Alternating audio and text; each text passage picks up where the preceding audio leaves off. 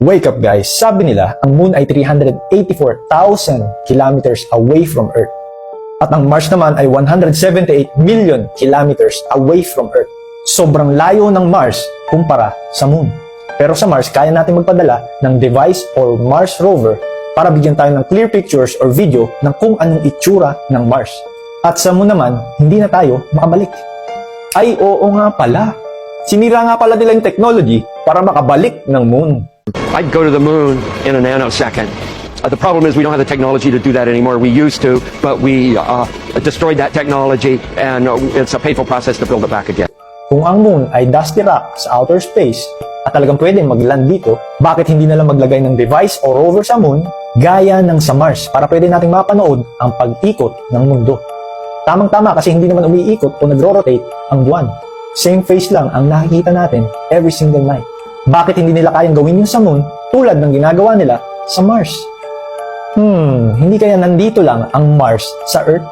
So ito, pwede nyo rin itong gawin sa mga phones nyo. Download Google Earth, open nyo, then search nyo Devon Island sa Canada. Then zoom nyo lang, hanapin itong palatandaan na to, then zoom, yan may mga building, then wow! Tingnan nyo to, NASA. Logo ng NASA, oh.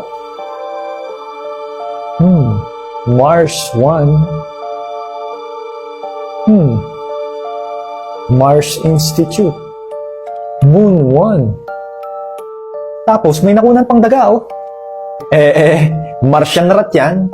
Tingnan nyo din to rocket na pinalipad ni Elon Musk. May gumapang na daga. Paanong mabubuhay ang daga sa outer space? Alien rat na naman? Google nyo yan. So wag kayong humanga masyado kay Elon Musk dahil isa lang siyang actor or puppet ng mga kumukontrol dito sa ating mundo. Tingnan nyo tong librong to na isinulat noong 1953 ni Wernher von Braun, ang founder ng NASA, na ang pamagat ay Project Mars, na tungkol sa isang taong nagngangalang Elon na mangunguna daw sa pag-colonize ng planetang Mars. Come on, man! Gising na! Barack Yahuwah. For entertainment purpose only. Elon Musk, hindi ang puppet sa world stage. Stay asleep. Good night.